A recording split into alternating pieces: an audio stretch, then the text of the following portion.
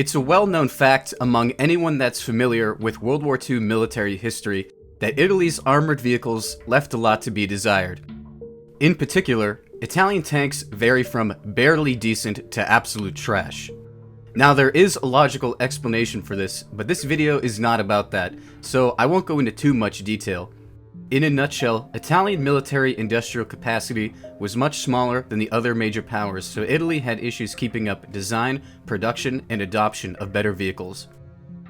On top of that, Italy focused a lot of that limited industrial capacity into its sizable navy, which had a much larger tonnage than its ally Germany. Now, there were a few bright spots in the realm of Italian armored vehicles. Italy had a fairly good line of armored cars, but today we're going to learn about il più spettacolare of the Italian armored forces. Before I tell you about Italy's best armored vehicle, I'm going to set some criteria because there are certainly good Italian tanks that were either prototypes or produced in very low numbers. This tank has to be good and mass-produced, something that was used extensively in combat over an extended period of time, or in the case of the P-40 tank, actually comes with an engine. Yeah, by the way, did you know that only half of the mass-produced Italian heavy tank of the war had engines? Here it is, the moment you've all been waiting for, the big reveal. But alas, dear viewer, I have deceived you somewhat.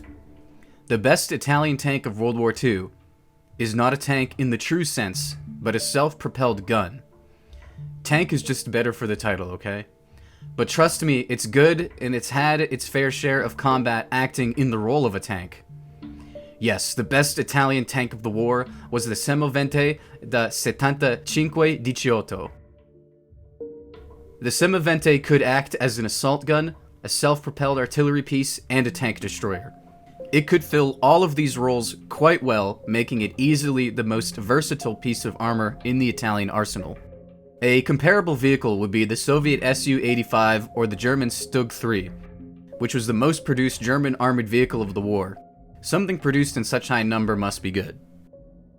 The Semovente 75-18 derives its name from its gun, the Howitzer 75-18 Model 34, a 75mm Italian mountain artillery gun.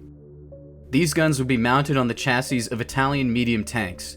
The 75mm gun fired high explosive shells, perfect for direct fire on fortified enemy positions in the assault gun role, or as indirect fire in the artillery role. On top of that, as I teased previously, the gun was more than capable of defeating its best allied contemporaries, the M3 Grant and M4 Sherman tanks. The Semovente even had more armor than the Italian medium tanks of the time. 8mm more front armor, in fact, for a total of 50mm, which is roughly the same armor thickness of an allied M3 Grant tank, a common foe of the Semovente. And just to get it out of the way, the Semovente did come with a machine gun primarily intended for anti-air use. Even though the Semovente was not intended to, it would eventually act in the role of a tank, as actual Italian tanks proved increasingly ineffective as the war raged on. Gradually, tanks were replaced by superior Semovente armored guns. Perhaps the most notable exploit of the Semovente was the night of November 4th, 1942, during the Second Battle of El Alamein. The situation for the Axis forces by this point was a disaster. The Allies were on the verge of a breakthrough, and the last 27 armored vehicles of the Italian Ariete Armored Division were the only thing standing in the way of the Allied spearhead and the retreating Axis forces. 12 of these 27 armored vehicles were Semovente self-propelled guns. A large number of Allied Sherman, Grant, and Crusader tanks attacked the heavily outnumbered Ariete tanks, but the Italians were able to inflict heavy losses, approximately 30 to 50 Allied tanks.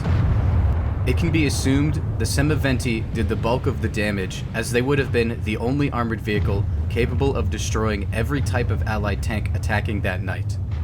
The Italians took heavy losses, but in the afternoon of the following day, November 5th, the Ariete were still holding the position, the commander of the division, Francesco Arena, sending a final radio message. Enemy tanks broke through south of the Ariete division. Because of that, Ariete is surrounded. Located 5 kilometers northwest of Bir el Adib, Ariete tanks are still fighting.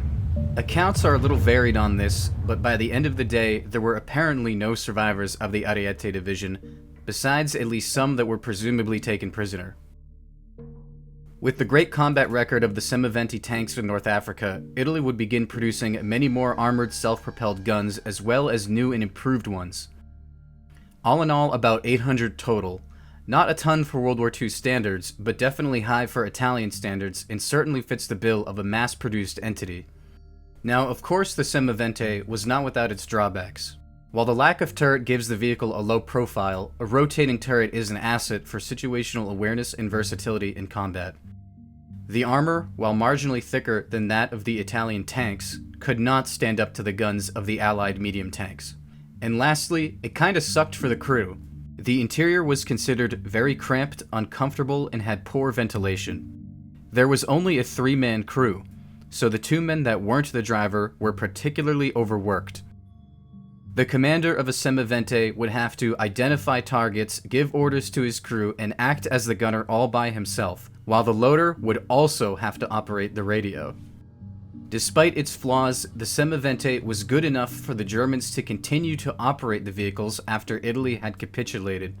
They would even place orders for new ones, so variants and derivatives of the Semivente self-propelled gun would see action through the rest of the war.